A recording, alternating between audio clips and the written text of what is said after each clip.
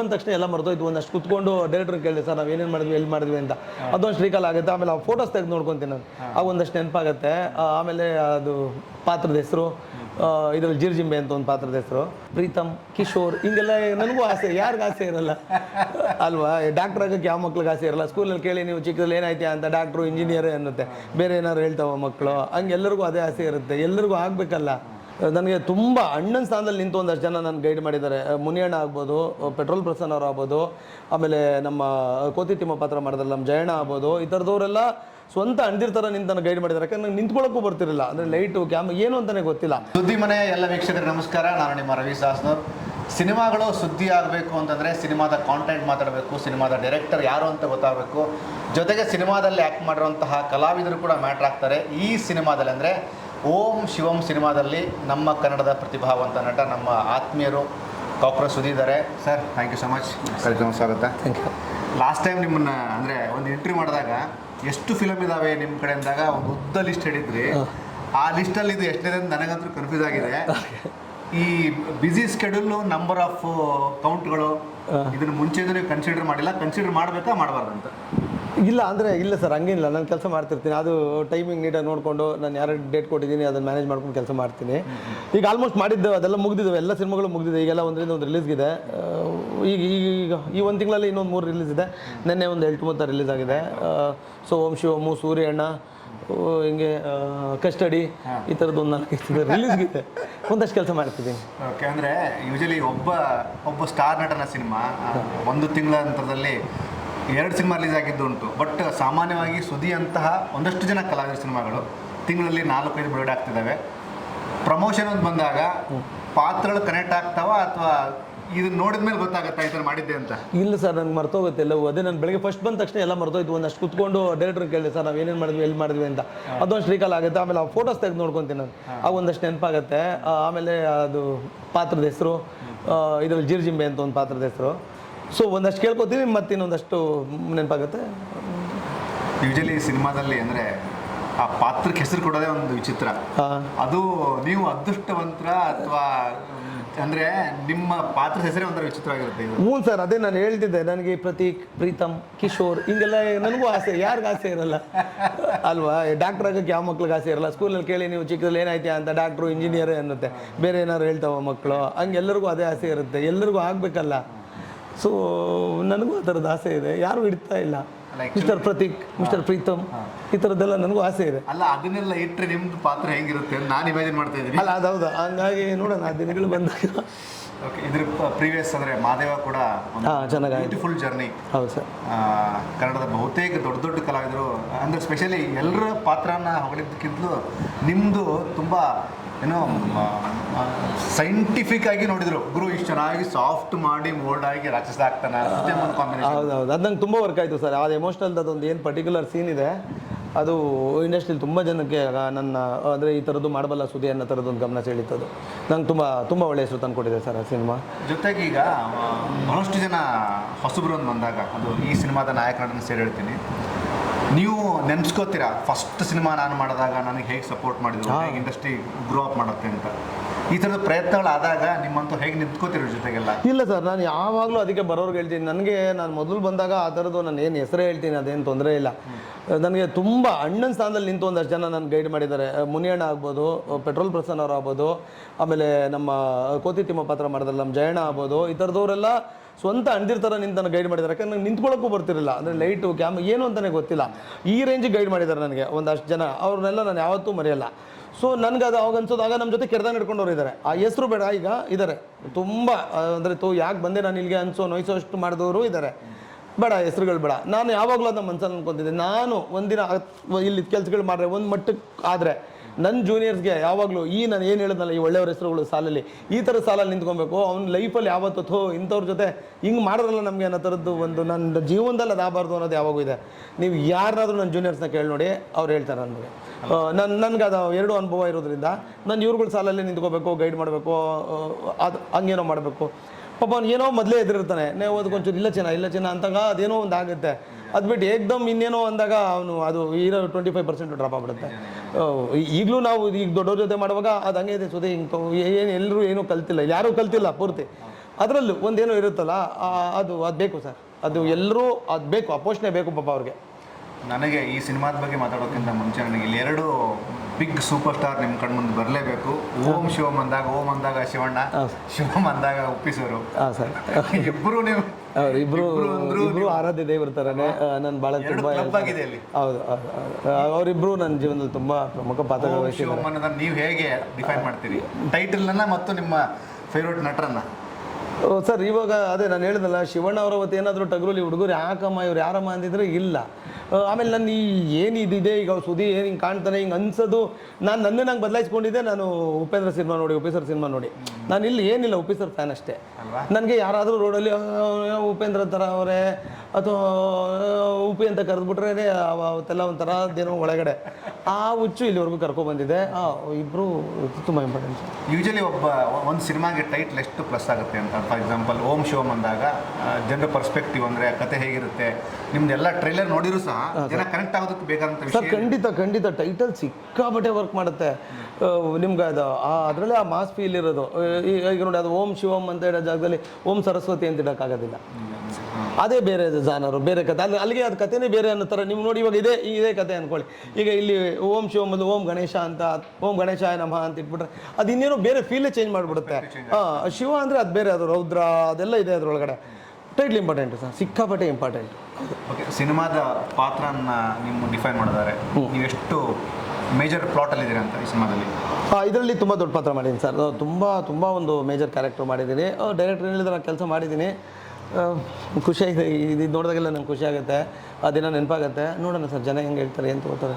ಪ್ರತಿ ಸಲಿನೂ ಎಂಟ್ರಿ ಮಾಡಿದಾಗ ನೀವು ಹೇಳೋದು ಒಂದೇ ಮಾತು, ಆ ಪಾತ್ರಕ್ಕೆ ಲೀನ ಆಗೋದು ಆ ಥರದ ಪದ ಎಲ್ಲ ಬಳಸ್ಬೇಡಿ ಸರ್, ನಾನು ಜಸ್ಟ್ ಕ್ಯಾರೆಕ್ಟರ್ ಮಾಡಿ ಬರ್ತೀನಿ ಅಂತ. ಈ ಸಿಂಪ್ಲಿಫೈ ಹೇಗೆ ಕನೆಕ್ಟ್ ಆಗುತ್ತೆ ಎಲ್ರಿಗೂ ಅಂದರೆ ನಿಮ್ಮನ್ನು ಸೇರಿ ಹೇಳಿದಾರೆ ಗೊತ್ತಿಲ್ಲ ಸರ್. ಅಂದರೆ ಅವರು ಇದು ನನಗೆ ಆ ಥರ ಹೇಳೋರ್ದು ಅದು ತುಂಬ ದೊಡ್ಡ ಕರೆಕ್ಟ್ ಅನ್ಸುತ್ತೆ. ಅದು ಅವ್ರದ್ದೆಲ್ಲ ಅದು ಕರೆಕ್ಟ್ ಅನ್ಸುತ್ತೆ. ಮೇ ಬಿ ಅವ್ರು ತುಂಬ ನೀಟಾಗಿ ಆ ಪ್ರೋಸೆಸ್ಸಲ್ಲಿ ಕಲ್ತ್ಕೊಂಡ್ಬಂದಿದ್ದಾರೆ. ನಾನು ಏನೋ ಸುಮ್ಮನೆ ಬಂದಿದ್ದಲ್ಲ, ನನಗೆ ಗೊತ್ತಿಲ್ಲ ಅದೆಲ್ಲ. ಏನು ನಾನು ಯಾವಾಗಲೂ ಅನ್ಸುತ್ತೆ ಮಾಡ್ತಿರೋದಲ್ಲ, ಅದು ಮಾಡಿಸ್ಕೊತಿದ್ದೆ ನಮ್ಮ ಕೈಯಲ್ಲಿ ಅಂತ ಅಷ್ಟೇ. ಸೊ ನಂಗೆ ಅದು ಗೊತ್ತಿಲ್ಲ ಸರ್. ನನಗೇನೋ ಡೈರೆಕ್ಟರ್ ಸುದಿ ಸೂಪರ್ ಈ ಶಾರ್ಟ್ ಓಕೆ ಅಂತಾರಲ್ಲ ಅಷ್ಟೇ ನಂಗೆ ಬೇಕಿರೋದು. ಮಿಕ್ಕಿದ್ದು ನನಗೆ ಗೊತ್ತಿಲ್ಲ ಸರ್. ಮಿಕ್ಕಿದ್ದು ಅದು ನಡೀತಿದೆ. ಈಗ ಸಾಯಿ ಮಗ ಒಂದು ನಾಮಿನಿ ಆಗಿದ್ದೀನಿ. ಅದು ಅವ್ರಿಗೆ ವಿಜಯಣ್ಣಗೆ ಸಂಬಂಧಪಟ್ಟಿದ್ದು, ಅವ್ರಿಗೆ ಸೇರಬೇಕಾದದ್ದು. ಅವರು ನೀನು ಹಿಂಗೆ ಆಡಬೇಕು, ಹಿಂಗಿರಬೇಕು, ಹಂಗಿರಬೇಕು, ಕೂದಲು ಕಟ್ ಮಾಡಿಸಿ ಬಟ್ಟೆ ಹಿಂಗೆ ಹಾಕ್ಸಿ ನೀನು ಹಿಂಗೆ ನಿಂತ್ಕೋತೀಯ, ನೀನು ಹಿಂಗೆ ಕೂತ್ಕೋತೀಯ, ನೀನು ಇದರಲ್ಲಿ ಹಿಂಗೆ ಮಾತಾಡ್ತೀಯ, ನಿಂದು ಬಿಹೇವಿಯರ್ ಹೆಂಗಿರುತ್ತೆ ಎಲ್ಲವೂ ಅವ್ರು ಹೇಳಿದ್ದನ್ನು ಅಷ್ಟೇ ತಾನೇ ನಾನು ಮಾಡಿದ್ದು. ಸುದಿನೇ ಅವನೇ ಕಟ್ ಮಾಡ್ಕೊಂಡು, ಸುದಿನೇ ಅವನೇ ಬಟ್ಟೆ ಹಾಕೊಂಡು, ಸುದಿ ನಾನು ಹಿಂಗೆ ಬರ್ತೀನಿ, ನಾನು ಹಿಂಗೆ ಮಾಡ್ತೀನಿ, ನಾನು ಹಿಂಗೆ ಹೋಯ್ದ್ಬಿಡ್ತು. ಏನೂ ಇಲ್ಲ. ಅವ್ರು ಏನು ಹೇಳ್ತಿದ್ದಾರೆ ಈಗ ಈ ಸಿನಿಮಾ ಇದು ಸುದಿ ಗೊತ್ತಾ ಇದೇನು ಅಂತ, ಇದು ಅವ್ರ ಕಲ್ಪನೆ, ಅವ್ರ ಕನಸು. ಅದನ್ನು ನಾನು ಮಾಡಿರ್ತೀನಿ ಅಷ್ಟೇ. ಇದು ಖಂಡಿತ ಎಲ್ಲ ಅವ್ರದ್ದೇ. ಬಿಗಿನಿಂಗ್ ಅಂದರೆ ಒಂದಷ್ಟು ವರ್ಷಗಳ ಹಿಂದೆ ನಿಮ್ಮ ಜರ್ನಿ ನೋಡಿದಾಗ ಅಲ್ಲೂ ನೀವು ಒಂದಷ್ಟು ಇಂಟರ್ವ್ಯೂ ಕೊಡುವಾಗ ನನಗೆ ಶಿವಣ್ಣ ಒಂದಷ್ಟು ಸಜೆಷನ್ ಮಾಡಿದರು, ಸುದೀಪ್ ಸರ್ ಮಾಡಿದರು, ಅಂದರೆ ಒಂದಷ್ಟು ಜನ ಹೆಸರು ಹೇಳಿರ್ತೀರಿ ನೀವು. ಅಂದರೆ ಫಾರ್ ಎಕ್ಸಾಂಪಲ್ ಇಲ್ಲೂ ಕೂಡ ಈ ನಾಯಕ ನಟ ಒಂದಷ್ಟು ಇಂಟರ್ವ್ಯೂಗಳಲ್ಲಿ ಸುದೀಪ್ ಅವ್ರು ನಂಗೆ ಸಪೋರ್ಟ್ ಮಾಡಿದರು, ಯಶ್ ಶೆಟ್ಟಿ ಮಾಡಿದ್ರು ಅಂತ. ಈ ಕನೆಕ್ಟಿವಿಟಿ ಎಲ್ರಿಗೂ ಬರಲೇಬೇಕಲ್ಲ ಸರ್. ಈಗ ನೋಡಿ, ನಾವು ನಮ್ಮನ್ನೇನಂತ ಕರೀತಾರೆ, ಪೋಷಕ ಕಲಾವಿದ ಅಂತ ಕರೀತಾರೆ ಅಲ್ವಾ. ನಾವು ಹೊಸ್ದಾಗ ಬಂದವ್ನು ಪೋಷಣೆ ಮಾಡಬೇಕಲ್ವ ಸರ್. ಸುಮ್ಮನೆ ಹೆಸರಿಗೆ ಪೋಷಕ ಕಲಾವಿದರು ಅಂದ್ಬಿಟ್ಟು ಅವ್ನು ಬರ್ತಾ ಇದ್ದಂಗೆ ಘರ್ಷಣೆ ಸ್ಟಾರ್ಟ್ ಮಾಡಿಬಿಟ್ರೆ ಪೋಷಣೆ ಮಾಡಬೇಕು ಸರ್ ಅವನ್ನ, ಅಲ್ವ ಸರ್. ನಾಳೆ ಏನು ಹೇಳೋಕ್ಕಾಗಲ್ಲ ಸರ್. ನಾಳೆ ಇನ್ನು ತುಂಬ ದೊಡ್ಡ ಸ್ಟಾರ್ ಆಗ್ಬೋದು. ನಾನು ಆ ಥರದ್ದು ನೋಡಿದ್ದೀನಿ. ಹಂಗೆ ಫಸ್ಟ್ ಟೈಮ್ ಬಂದು ತತ್ರಾಡ್ತಿದ್ದವ್ರು ಇವತ್ತು ತುಂಬ ದೊಡ್ಡ ಮಟ್ಟಿಗೆ ನಾನು ಬಂದ ಮೇಲೆ ಕೂಡ. ಈಗ ನಾವು ಫಸ್ಟ್ ಬಂದು ತತ್ರಾಡುವಾಗ ನಮ್ಮನ್ನ ಹಾವಳಿ ಕೊಟ್ಟವರು ಅವರೆಲ್ಲ ನಾವು ಬಿಟ್ಬಿಡ್ತೀವ. ನಾವು ಅವ್ರನ್ನೆಲ್ಲ ನೋಡಿದ್ದೀವಿ. ನಾವು ಎಲ್ಲಿ ನಡಗಬೇಕು ಅಲ್ಲಿ ನಡಗ್ತೀವಿ, ಎಲ್ಲಿ ನಡಗಬೇಕು ಅಲ್ಲಿ ನಡಗ್ತೀವಿ, ಎಲ್ಲಿ ಮಡಗಬೇಕು ಅಲ್ಲಿ ಮಡಗ್ಬಿಡ್ತೀವಿ. ಅಡಗೋದು ನಡಗೋದು ಹೌದು, ನಾವು ಅಡಗ್ಬಿಡ್ತೀವ ಸುಮ್ಮನೆ. ಆಮೇಲೆ ಎಲ್ಲ ಕಡೆನೂ ಹಂಗಾಗಲ್ಲ.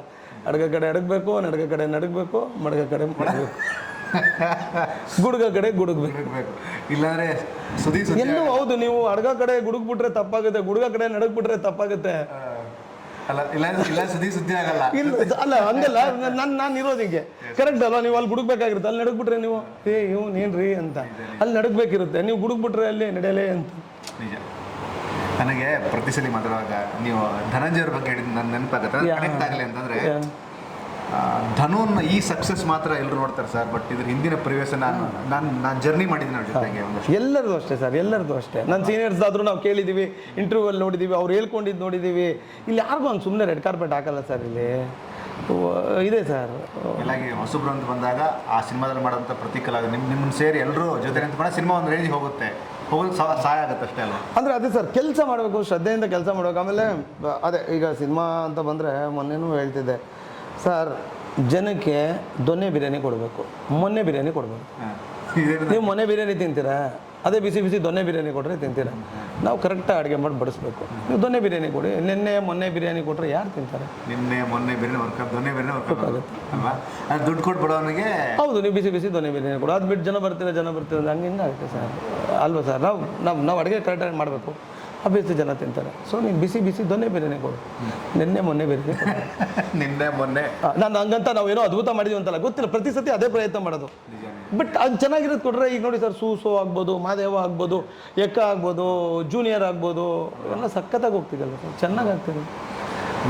ಕೆಲವು ಸಿನಿಮಾಗಳು ನೀವು ಅಂದಂಗೆ ತುಂಬ ಚೆನ್ನಾಗಿ ಪ್ರಯತ್ನ ಮಾಡಿರ್ತಾರೆ, ಒಂದೊಂದ್ಸರಿ ಅದು ರೀಚ್ ಆಗೋದು ಸ್ವಲ್ಪ ಹಿಂದೆ ಮುಂದೆ ಆಗಿರುತ್ತೆ ಅಷ್ಟೇ. ಎಲ್ಲರೂ ಸರ್, ಈಗ ಯಾರು ಸರ್, ಈಗ ನೀವು ಒಂದು ಇಂಟರ್ವ್ಯೂಗೆ ಕ್ಯಾಮ್ರಾ ಎಲ್ಲ ಹಾಕೊಂಡು ಅಲ್ಲೇನೋ ಊಟ ಮಾಡಿದ್ರೆ ಅಂತ ಕೇಳಿ, ಇನ್ನೂ ಇಲ್ಲ ಸರ್ ಅಂದರೆ ನಂದು ಇನ್ನೂ ಇಲ್ಲ.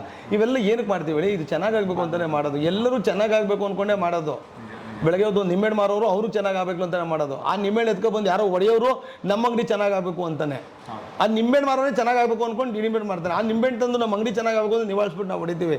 ಹಾಳಾಗೋಗ್ಬೇಕು ಅಂತ ಯಾರು ಏನೂ ಶುರು ಮಾಡೋದಿಲ್ಲ ಸರ್. ಅದರ ಆ ಕ್ವಾಲಿಟಿ ಮೇಲೆ ಹೋಗುತ್ತೆ ಅಷ್ಟೇ. ಅದು ಮಾಡದೆ ಬಡಕೊಂಡ್ರೆ ಗೊತ್ತಿಲ್ಲ ಅಂದರೆ ಇದ್ರ ಪ್ರೀವಿಯಸ್ ಇಂಟರ್ವ್ಯೂ ನಾನು ನೋಡ್ತಾ ಇದ್ದೆ, ನಿಮ್ಮ ಪ್ರೊಡ್ಯೂಸರ್ ನಿಮ್ಮ ಮಾತು ಕೇಳಿ ನಗ್ತಾ ಇದ್ರು. ಅಂದರೆ ನಾನು ಬೇರೆಯವ್ರ ಥರ ಎಲ್ಲ ಸುಮ್ಮನೆ ಫೇಕ್ ಮಾತಾಡಲ್ಲ, ಅಂದರೆ ಕೊಡೋ ದುಡ್ಡಿಗೆ ತೊಗೊಳೋ ದುಡ್ಡಿಗೆ ನಾನು ನ್ಯಾಯ ಒದಗಿಸ್ಬೇಕು ಸರ್. ನಾನು ಕೆಲಸ ಮಾಡೋದು ಸರ್. ಹೌದು ಸರ್, ಹೌದು ಸರ್. ಸರ್ 100 ರೂಪಾಯಿಗೆ, 5 ರೂಪಾಯಿಗೆ, 50 ರೂಪಾಯಿಗೆಲ್ಲ ಕೆಲಸ ಮಾಡಿದ್ದೀನಿ.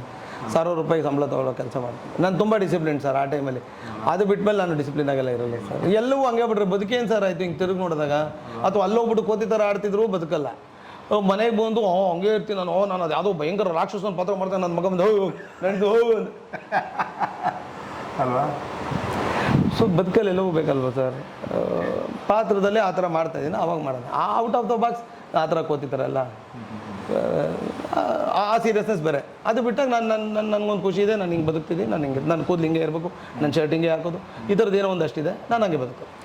ಎಲ್ಲಿಯವರು ಬಂದು ಸರಿ ಅಂದಾಜು ಓಂ ಶಿವಂ ಸೇರಿದರೆ ಸುಮ್ಮನೆ ಲೆಕ್ಕ ನಾನು ಕೇಳಲ್ಲ, ಬಟ್ ಸುಮ್ಮನೆ ನಿಮ್ಮ ಪ್ರಕಾರ ಈಗ 100 ಆಸ್ಪಾಸು, 100 ದಾಟ್ತೀನಿ ಅನ್ಸುತ್ತೆ, 100 ಆಸ್ಪಾಸ್ ಮೇ ಬಿ, ಗೊತ್ತಿಲ್ಲ sir.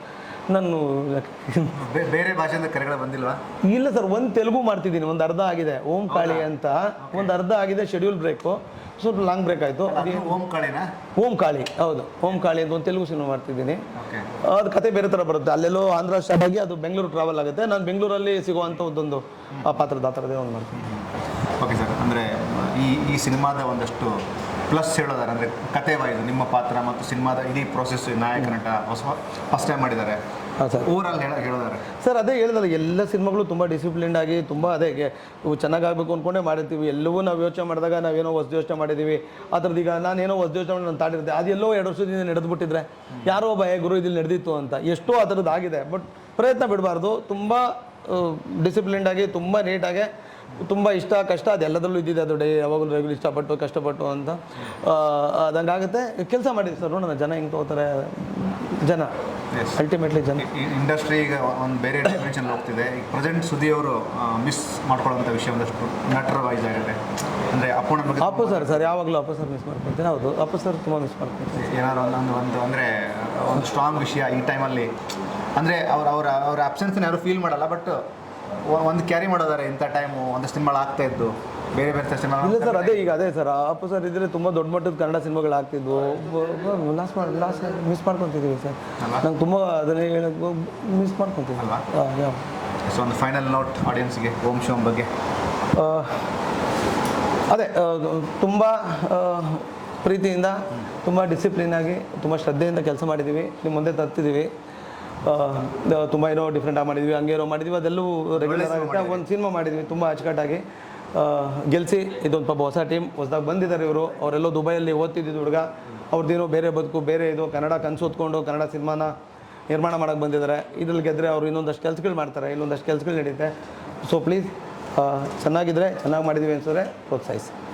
Thank you so much.